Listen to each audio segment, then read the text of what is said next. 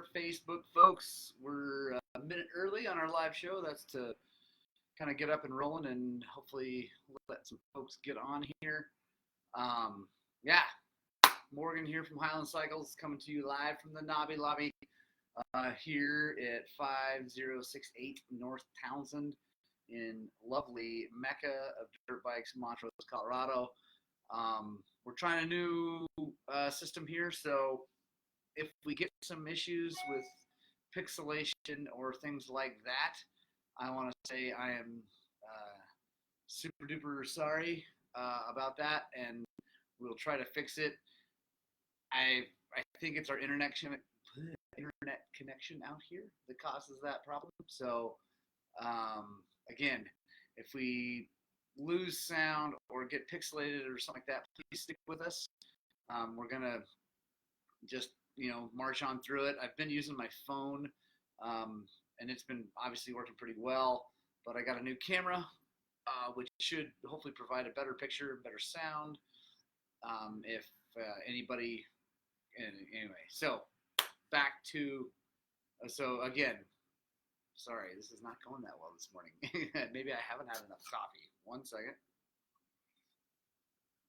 There we go. Again, if we have any issues at all, please stay with us. If this for some reason gets dropped, let me know. Hey, Cole Carmichael, what's happening? Good to see you. Yeah, if this gets dropped, stay tuned to Highland Cycles page. We'll restart again. Anyway, stick with us. So yeah, we are here live, 7:30 a.m. coming to you live from the Montrose Nobby Lobby here at Highland Cycles to talk to you about suspension tuning. If you guys are interested in downloading this ebook, it's free on our website. All you got to do is go to www.highland-cycles.com, go to the free resource guide ebook tab over on the left. Dang, pixels. Okay, Cole, let me know if it gets better. If it doesn't, we'll switch up and go with the phone. I think the problem is that this camera shoots too high a quality for our internet connection. How's the sound, Cole? Good now. Okay, well, we're just gonna rock on. So we're just gonna do it. Yeah. Anyway, talking about suspension basics here. Okay, so the idea. Hey, Matt Simpson, what is up? Fist bump to you too, Cole. The basic idea, hey Jamin, of suspension on your motorcycle, Emily, what's happening, is to keep the wheels on the ground, unless of course you're wheeling or doing huge whips. So the idea is to keep the wheels on the ground, because if the wheels are on the ground, you can give it gas and drive forward even faster, passing all of your buddies or the people you're trying to beat at a race. So let's talk about real quickly the most basic thing, the thing that needs to be addressed on every motorcycle. I don't care whether it's a street glide, although I'm not big fans of Harleys here, or your super rad brand new KTM 450SX, is the sag. You have got to get the sag correct. Now, most bikes come set up from the factory with springs for someone probably in the 165 to 175 range. It really varies on the bike and the company and all that stuff, but let's just say that that's about the setting. If you are in that range, then awesome. You don't need to buy any springs or anything like that. You just need to set the sag. If you are above or below that range, you're probably going to have to buy springs. Now, I'm just going to go, this is going to be super basic. So sag, or race sag, is the amount that the suspension sags or drops when you stand on the foot pegs and put all your weight on it, okay? With all your gear and your water and tools or whatever you carry, right, when you ride. So as a general rule, all things, what up, Poto? Hey, Portal. As a general rule, all things that have suspension should sag about a third of their suspension when the operator is in it. And that's cars too.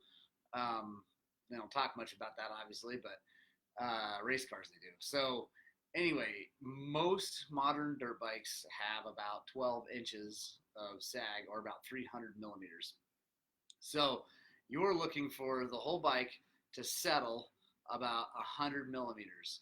Now, this is basic rules. It varies widely based on your application and what you're doing and how fast you go and all those things. But again, we are just going on the basics. So you are looking to sag about 100 millimeters when you get on the bike.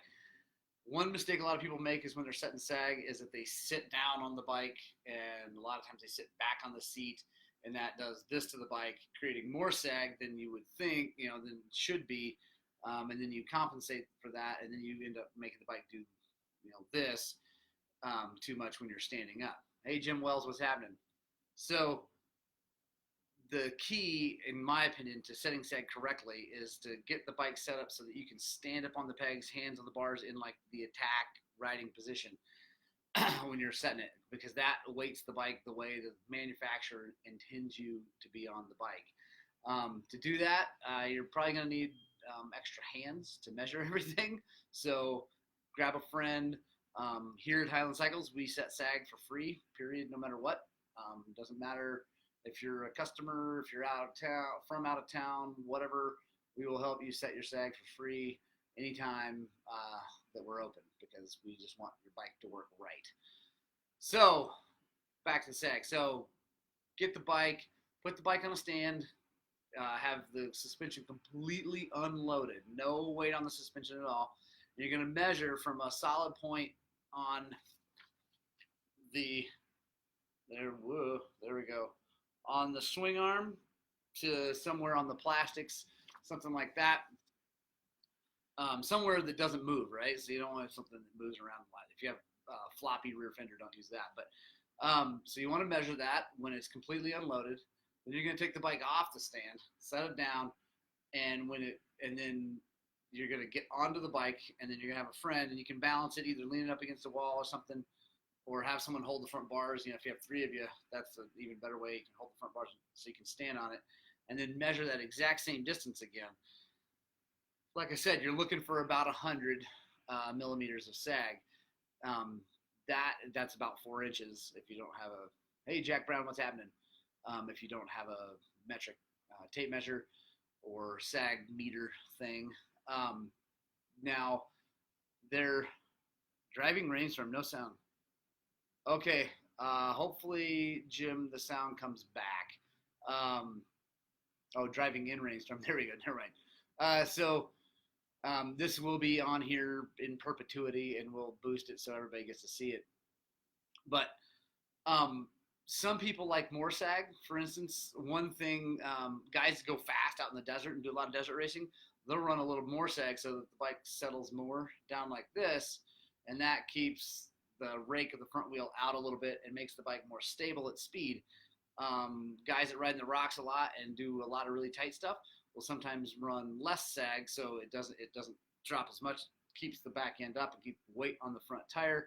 That'll help you make it easier to steer. So, but like I said, we're going over basics.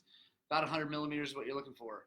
Then when you get done with that, what you need to check is your static sag, which is how much the bike sags under its own weight. So you get done, another good thing to do when you're up on the pegs is bounce around a whole bunch on the bike and get the suspension to move, and then measure it. So when you get off the bike, then you're gonna set it on the ground, have someone help hold the thing upright, and no weight on it, and measure that sag. That it should be between 20 and 35 millimeters. Again, it really depends on what you like, but if it's outside that range, you're going to need different springs so that you can get it set right. For instance, if you get your sag set correctly with you sitting on it, but then there's zero static sag, then you need a heavier spring. If you get your sag set where you like it, and then there's a whole bunch of static sag, you're going to need a lighter spring. We can go, hey, Adam, how's it going? You can go way deep into that if you want, but that's, anyway, that's the basics, right? Um, Now, once you get the sag set, like I said, that is probably the most important thing to do on your dirt bike for your suspension is to get that right and if you need to get the right springs in the thing, because without that the suspension is not going to work correctly, because the manufacturer of the suspension and the motorcycle is expecting you to have that set right so that everything is working in the right part of its stroke, both front and back. On front sag, that is generally, I mean, it's a lot harder to get dialed in because you can't just twist a big lock ring on it to um, tighten the spring up. You have to take the forks apart and put spacers in most times. Some KTMs on dirt bikes have adjustable preload on the outside, some of the new ones, and then also some of the old open chambers. Maybe a lot of the open chambers had that, which is a really, really cool thing.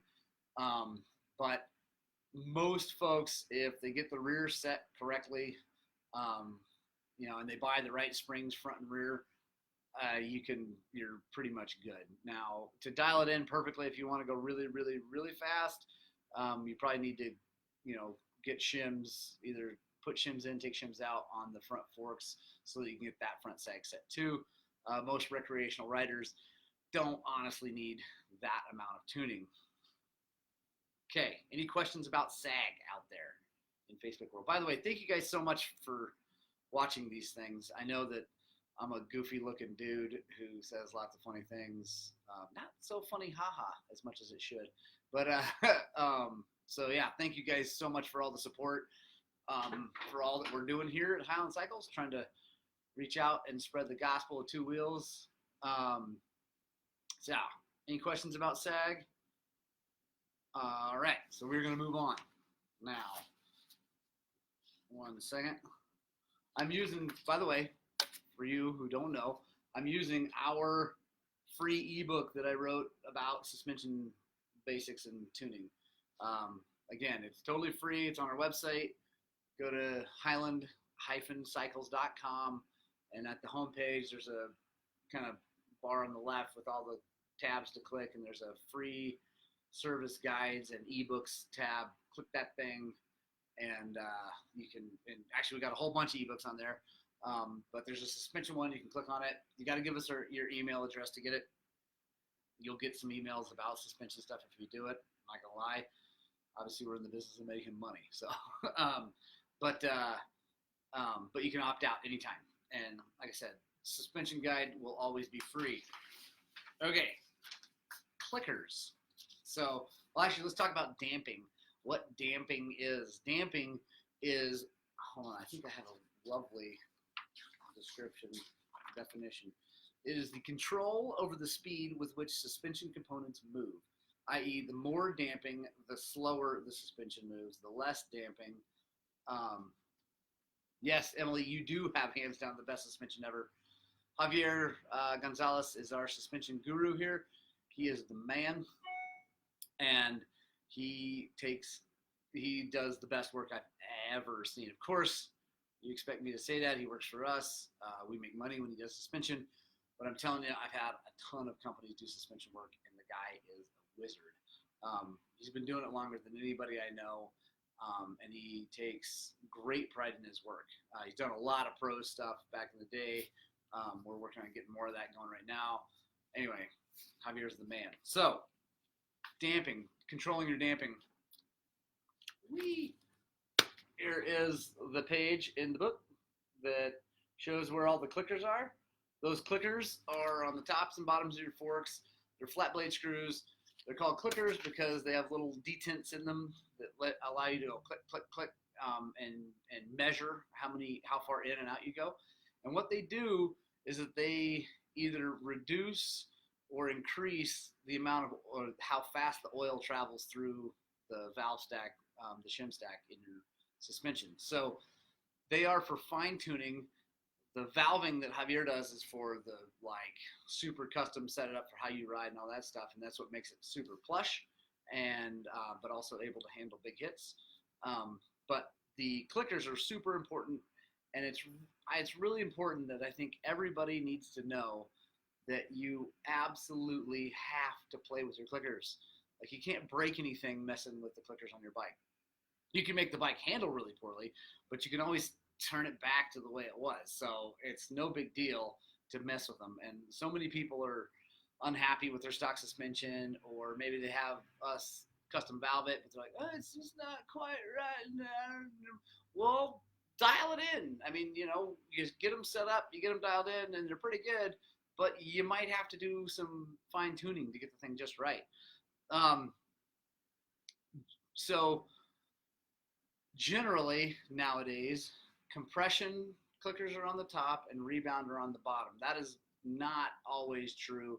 The older style, it was opposite. Compression was on the bottom, rebound is on the top. If you have a bike, if you got a question here, let me know. I can hopefully tell you. I think I should know pretty much every bike out there where they are. Nowadays, a lot of the KTMs have compression on one side and rebound on the other. But you need to find that out.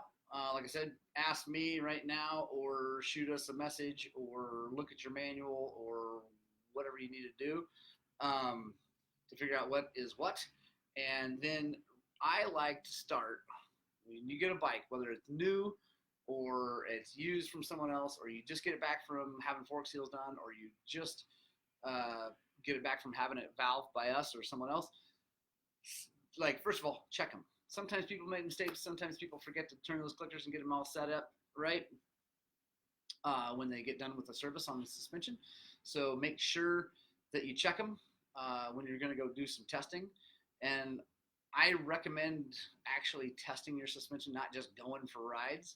I mean, going for rides is awesome, obviously, but I really highly recommend finding a section of trail or track or a log or whatever, something that you're trying to improve on, trying to improve the way the bike handles. And Chris Banks, what up, Chris Banks and Mama Banks? But find a place that you like, something that you want to make the bike work better in, and ride it over and over and over again and make little adjustments until you really are super happy with it. Or maybe you find that you can't make the thing work right, and that's when you need to come talk to us about suspension revalve. So find a place to test. Go do your thing. Don't be afraid to mess with clickers. I recommend only doing one, maybe 2 clicks at a time, because sometimes you can go too far. So you've got a problem and you go too far past it, and it's not any better. So do 1 or 2 clicks at a time. So let me see.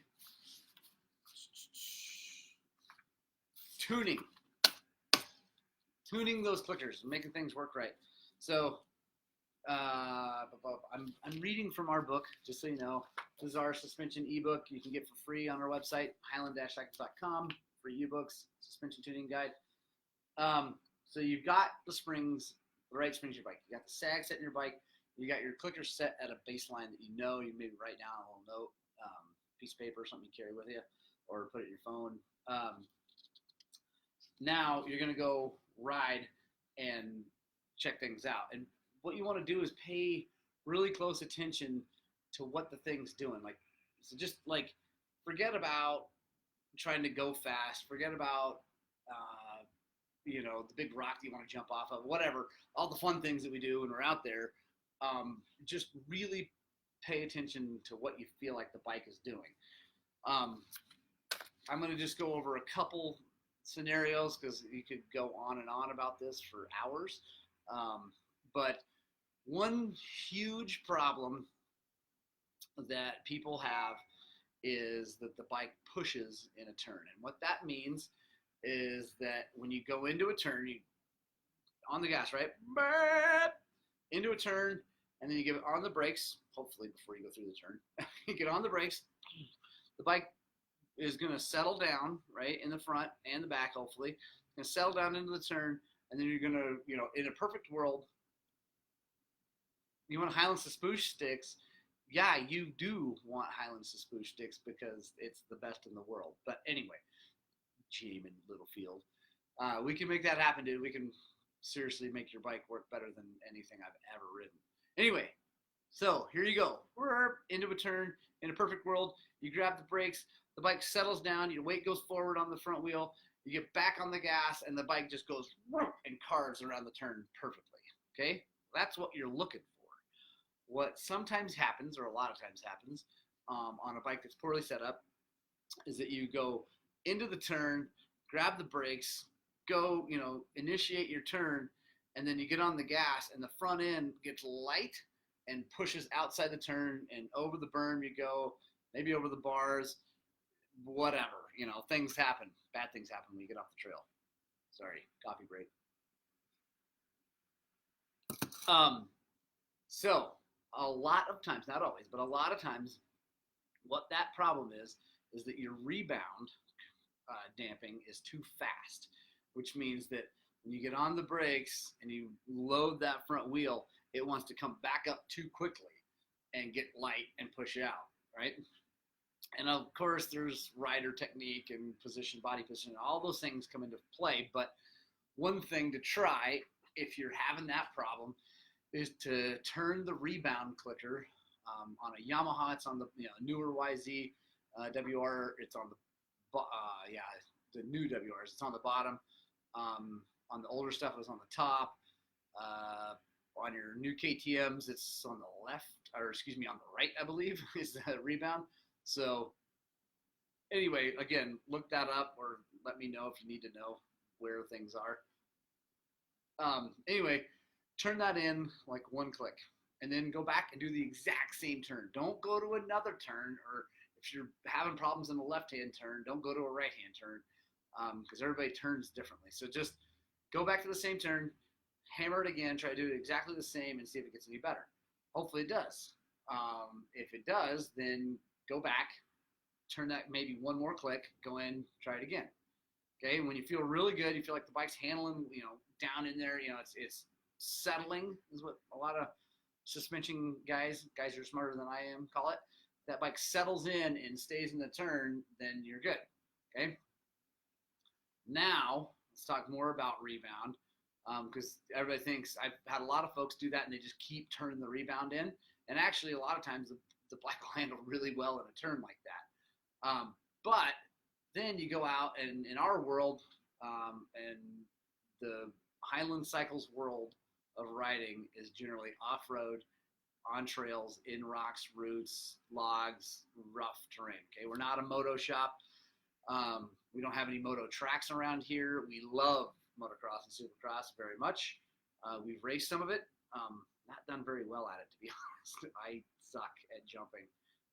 But we do most of our tuning for off-road. So Javier is an amazing motocross guy also, so we can do it, but my expertise is with off-road. So anyway, so you get out, you're riding a place like maybe Dry Creek, which is just west of here. It's super rocky and chundery and loose and baby heads and all that stuff. And let's say you find a piece of trail that the bike is handling really poorly in. And it's just all these sharp edges and rocks and stuff like that, and the bike just wants to skitter, right? So as you're charging into that thing, what you want to pay attention to is if the bike is, if like the first hit that you hit is nice and smooth, like maybe if there's just one rock and you hit it and it's just nice and buttery over it, but then you go back and you find a place where it just gets progressively worse and there's a big rock garden, and you go into it and it starts off okay and then it starts to get all crazy. A lot of times that is because your rebound is too slow. And if you think about a fork, Robert Todd, what's up, man? If you think about a fork, and we're talking about forks right now, we'll talk about shock here in a second, but think about a fork is you hit a rock and you've got the thing and it, excuse me, here we go. It comes up, the wheel comes up. It needs to get back down quickly and catch the next hit, right? And if you're in a real rough section and it goes up and it doesn't get back down and then it hits something else and it gets up and then it gets up and it does what we call packing. So the front end will start to pack and it'll be okay at first and then it gets harsher and harsher and harsher and you lose traction and the thing goes all over the place, okay? That is generally a symptom of not enough rebound. So you're looking for this kind of delicate balance of slow enough rebound to keep the front end down and weighted in a turn, but not so much that it starts to pack. I like to hedge towards the rougher, like less rebound damping because with my portly size here, I can put enough weight on the front wheel to usually make it stick. So, but I get super scared when my bike starts dancing all over the place in the rocks. So I run, for instance, right now my bike's got 13. I'm 13 clicks out from all the way in on my rebound, and there's only 20 clicks, so I'm on the lighter side of rebound damping, and it works great. So now let's go to the back of the bike for rebound. Go to the back of the bike. Again, you want the bike to settle in turns, and you don't want it, rebounding too quickly. One way for me to check that is to find a little jump or a lip or something like that to go off of. And if you go off nice and smooth, and the bike wants to, kick you up like that, that is generally a symptom of not enough rebound damping.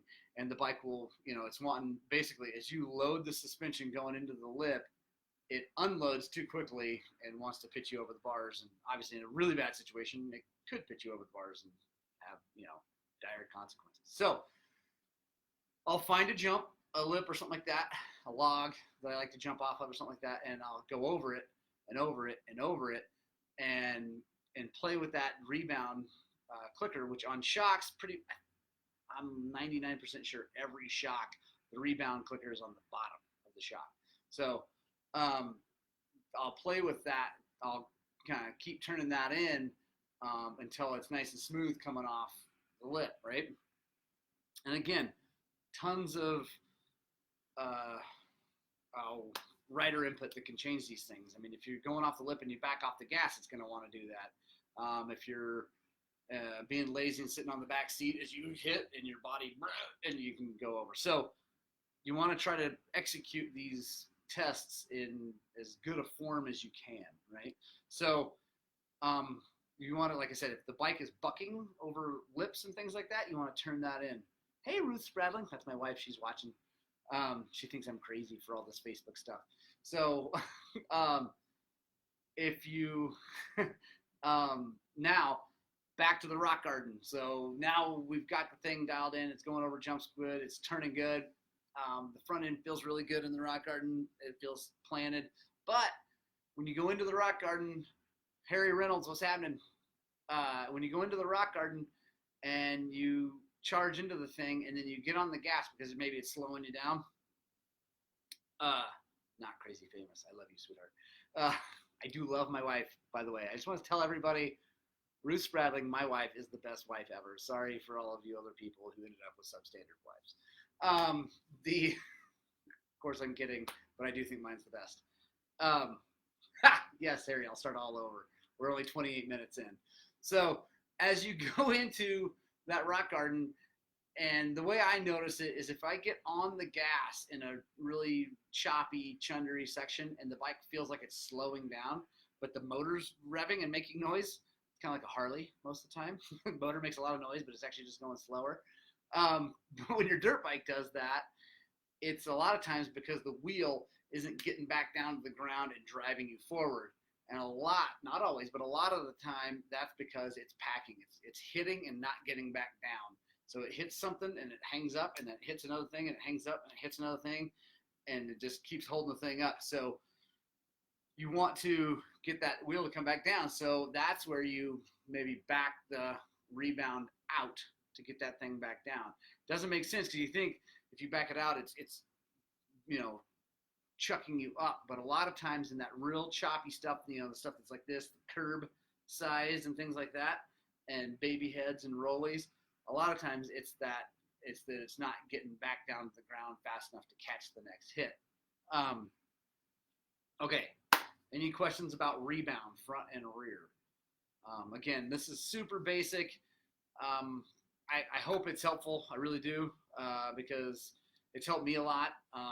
And I've had a lot of people tell me that it's helpful. So let me see. we got here? Okay, no questions. Great. So now compression. Compression is one of those things that I have a harder time dialing in on my own bike. I'm getting better at it, and it's working pretty good. But one of the compression things, so one of the issues, if you take your bike out and you look, and you're riding, and you look down at your forks, and maybe it's a dusty day or a muddy day, and you see that your fork isn't moving all the way, because you can tell it's moving up and down. The really shiny part is the travel, and if there's like this dusty, crusty part on the bottom, obviously it's not getting there.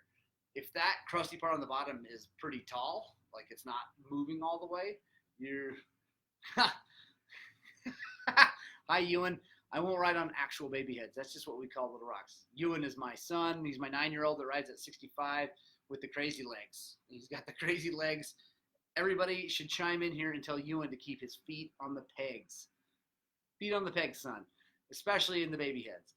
So anyway, back to the suspension.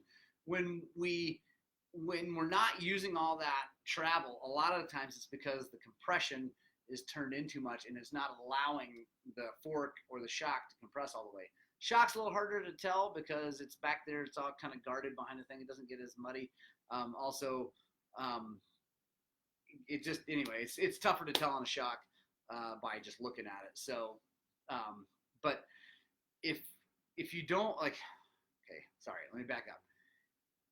You should be bottoming out your suspension at least once a ride. And I don't mean like clank, like where it's hurting you, but you should be, if you're pushing hard and you're charging and the suspension's working correctly, on every ride, you ought to at least use all of it at least once, because I mean, that's why it's there, right? That's why we have 12 inches of travel. That's why all these bikes are so space aged with all the cool stuff they have, is that you want to use that, right? And if you're not using it all, that's no good. And a lot of times that's because you got your compression clickers turned too far in, because you think it's like, you think that you're holding it up and you're doing all this, and that is all valid stuff, but you want to make sure that you're going through that stroke a lot, right? Because that's how the thing works. And another problem that I've had, not a problem, but another issue I've had is like a lot of guys, they buy a motocross bike, for instance, a YZ, SX, KX, whatever, and they go ride it. Hey, Dave Edward Gross, what is happening, man? Buddy from all the way back to when I was a little kid. David, awesome to see you on here. I hope everything's going well, man. Thanks for tuning in. I know you probably don't have a dirt bike right now, but thanks for checking in. Anyway, what was I saying? Sorry. Oh, so anyway, you buy a motocross bike or whatever bike you have, right? And you get it all out there and you're going and you feel like, you're in the rocks. Man, this thing's beating me up. Man, this thing's beating me up. It's really hard. Sometimes that's because the compression is too stiff and it's not moving. But you can look at that, right? You can look and see if the forks are moving all the way what they need to. And if they are, sometimes, in fact, in my experience, a lot of times I'll sit there and click the compression in because I think I'm super fast guy, right? I'm Mr. Fast Guy winning B races. Right on, Dave, chilling with the kids. Cool. But you go in the rocks and you start backing that thing out, and you back it out because you're like, I'm going in the rocks. And you back it all the way out, and then it feels really harsh, and you're like, God, what is wrong? So then you're like, I got to revalve this thing. I got to change the oil weight. I got to do all these things, right?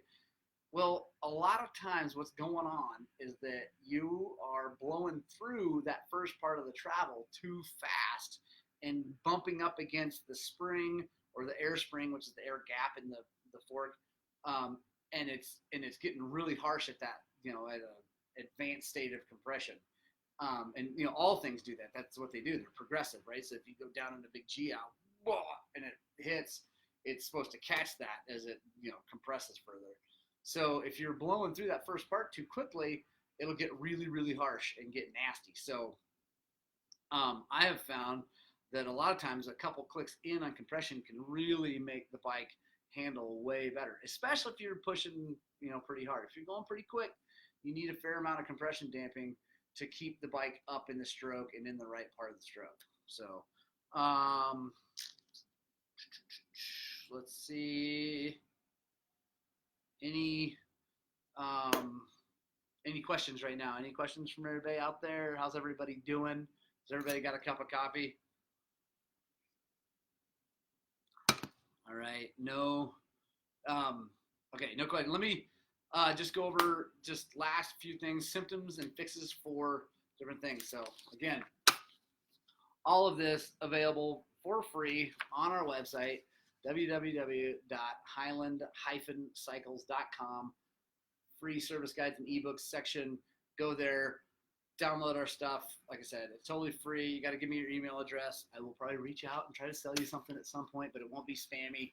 I promise you, it won't. If you get tired of my emails, you can always opt out. So share this with people. I don't care if you print out 1,000 of them and hand them out. I just want people's bikes to work well. So I'm going to go over symptoms and fixes for front and rear. Right here. So rear end kicks or bucks over large bumps. Slow the rebound down. So you turn the bottom clicker in. Rear wheel loses traction in choppy or hard edge stuff. Shock is packing and you just need to speed the rebound up. Rear end is bottoming easily. That's obvious. You go through a G out and then clink. Yeah, go ride Jack Brown. Have fun. Yeah, click the staggers. Sweet, dude. Bottoming easily, compression needs to go in. Rear end is not using all the travel or is riding too high in turns, so you get like this front weight and the bike gets all nervous. You need to speed the compression up, back it out. Symptoms and fixes for the front. Front wants to push out of turns, slow the rebound down. Front gets rougher and more nervous in choppy terrain, speed the rebound up. Front easily wallows in the whoops. So like if you go through the whoops and the front feels like it's wanting to dive down and not being kicked back from the top, but like the front wants to wallow in, you need to slow the compression down, which is go in. If you're not using all the travel or it doesn't feel like it's fully absorbing hits, so it's getting that harsh feeling even on the first hit, you may need to speed the compression up, which is backing it out. Yeah, that's the end of it. Yeah, if you guys have any questions, hit me, Jack Brown. I hope you are popping wheelies already. If you have any questions, let me know. We're 37 minutes into this thing. I'm just going to keep going for a little bit and do my advertisements here at the end. A few things. New situation is that we have a super rad rental bike. I'm going to take this thing over and show you just like this. There we go. That's the new rental bike. It's a 2018 250 XCW carbureted version because I don't like TPI. I'm going to tell you that right now. It is not ready for rental yet. We just picked it up yesterday, so we have a little ways to go. Thank you, Davis Service Center, for that motorcycle. But we are going to be renting that motorcycle out for $250 a day. It is going to be decked, completely decked out. It's going to have full-on bad to the bone suspension, revalve, micro polish, all the cool guy stuff from Javier and Highland suspension, all the guards, mooses, all the stuff. Anyway, it's going to be a wicked off-road motorcycle. $250 a day. That's a 24-hour period. I haven't got all the particulars dialed in yet. We're just jumping in. That's what we do. Also probably be able to talk about some guided rides here hopefully soon. So if you have any questions or interest in that, let me know. Next week is Ride Montrose. Next week we are doing Ride Montrose. It's our big off-road celebration of Montrose motorcycling because we love it here and we think it's the best place on earth to ride dirt bikes. So that starts Thursday night, kickoff party, Horsefly Brewing. Friday morning, Dawn Patrol. Hey, Bryson Reeves. Friday evening, Moto Swap Meet. Bring your stuff and sell it. All your used stuff, your used dirt bikes, I don't care. Bring it down to Two Rascals Brewing here in Montrose. Two Rascals, Friday night. It starts at 5. And Josh, Heart the Road, what's up? Starts at 5 o'clock. And Moto Swap goes from 5 to 7:30. So, like I said, no charge. bring a table, don't bring a table, put it in the back of your truck. I don't care how you do it. You want to bring it easy up and get all super professional, that's fine. But we are doing Moto Swap. Bring your stuff and sell it 5 to 7:30 at Two Rascals. Then at 8 o'clock or 8:30, we'll kind of play it by ear. We're going to play On Any Sunday, the next chapter. They're at Two Rascals. That's going to be super fun. Get everybody stoked. Saturday morning, Dawn Patrol out at Dry Creek with me, and we're going to hammer down at Dry Creek for a few hours.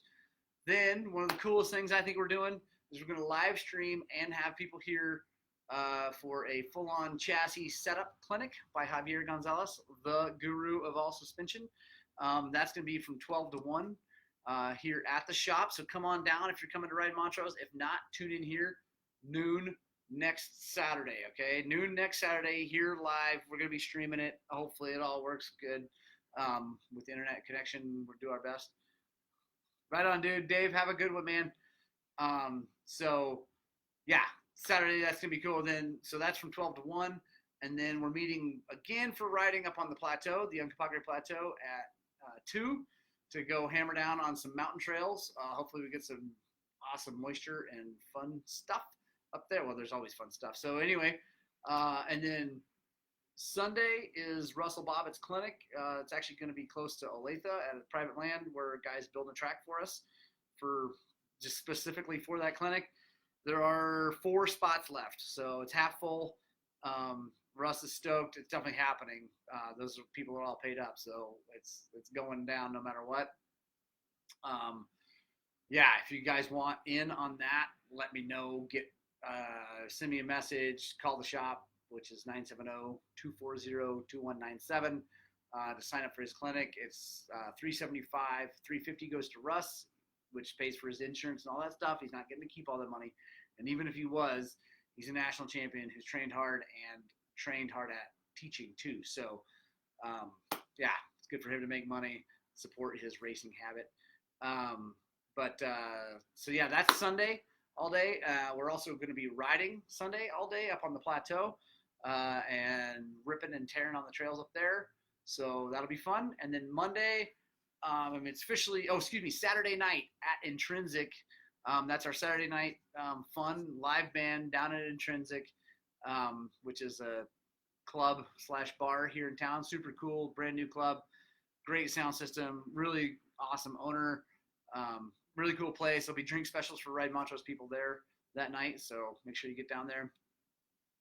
And then Monday is our final thing. I ride every Monday with my kids, at least try to. And so we're going to do a big kids ride Monday on July 30th, I believe that is. So, yeah, so that's Ride Montrose. I think that's about all I have. Oh, been doing tests on the Shinko 505 Cheater and the Shinko Fatty front tire, which is a golden tire copy. And so far, really stoked. I've been having a great time on it, probably 75 miles on them, 3 days of riding, shorter rides. Last night, hammered down pretty hard, went fast for me, which is not really very fast, but, pushed it as hard as I could. And so, yeah, I think so far I really like those tires. They're holding up good.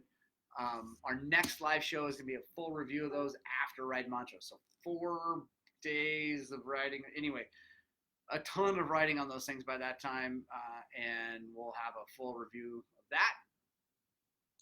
Yeah, I hope everybody's having an awesome day. It's Friday. That's awesome. It's gray and cloudy, which I hope means we get rain today. That would be so freaking cool. Yeah, if you guys have any questions, anything at all, shoot us a message anytime on Facebook. I really try to respond to them in a timely manner. Sometimes it takes me a while. I do sleep every now and then, and I do go ride my dirt bike quite a bit. So if I don't get back to you right away, I will get back to you. I promise. I promise. You can also email me, morgan@highland-cycles.com. You can find me on Facebook. My personal page is T. Morgan Spradling. It's all about dirt bikes too, so whatever. Anyway, hope you guys have a great day. Have fun and get out and ride your dirt bikes!